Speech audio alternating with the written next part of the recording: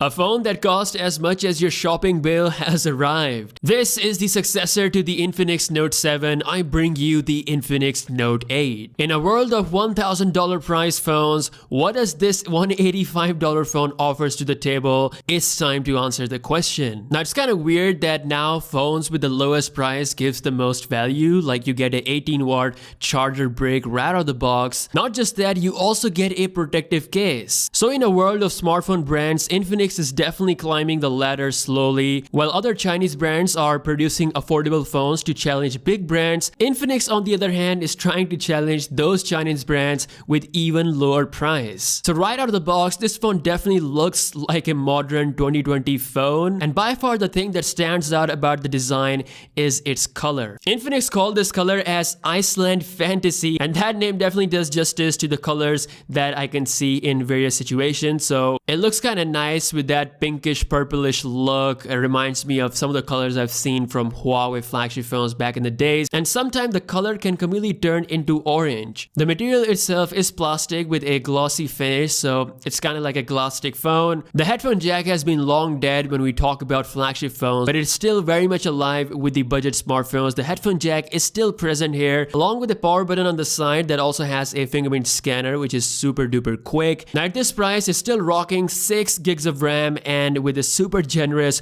128GB of storage, and the processor running the show is the MediaTek Helio G80. Now to test out how good this processor is, I fired up Genshin Impact on this phone. This is like the most heaviest high graphical game we have on smartphones right now, and to my surprise it worked pretty good on the default settings. Of course you can still play Asphalt 9 and PUBG on medium to high settings. Gaming wise, MediaTek chipsets have a good reputation, and this one does a good job as well. The display itself is almost 7 inches. It's a 6.95-inch dual punch selfie display. One of the reasons why it's so affordable is because it's rocking a 720p HD LCD panel. Obviously my main concern was, is the display okay to look at when it comes to the outdoor situation, and it was pretty bright enough. No weird tint or anything. The colors are pretty decent. It's good for the price, and it does absolute justice to the performance and battery, which I couldn't kill even with continuously using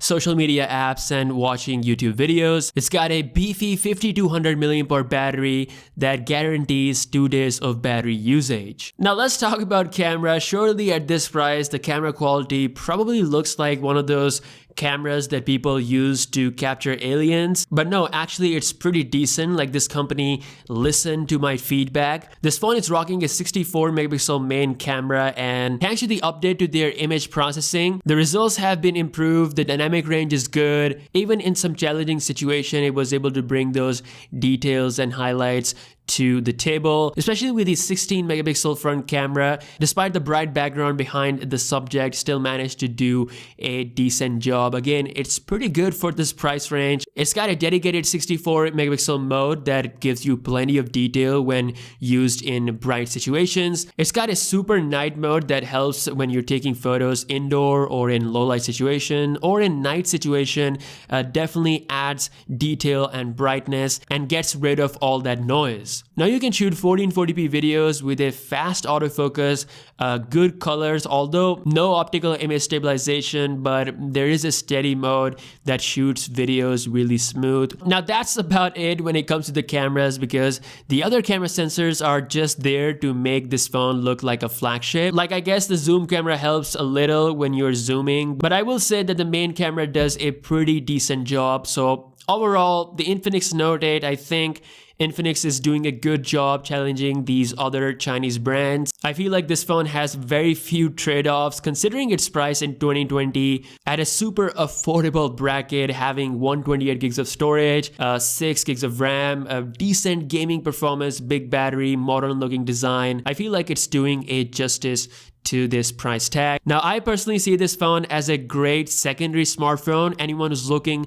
for a secondary super affordable Android phone at the most affordable level that doesn't take crappy pictures, it definitely qualifies for that. So yeah, that was my experience using a $185 phone in 2020. It's been an exciting year of smartphones indeed. Let me know what you think about this in the comment section below. As always, I'll catch you guys in the next one. Peace out.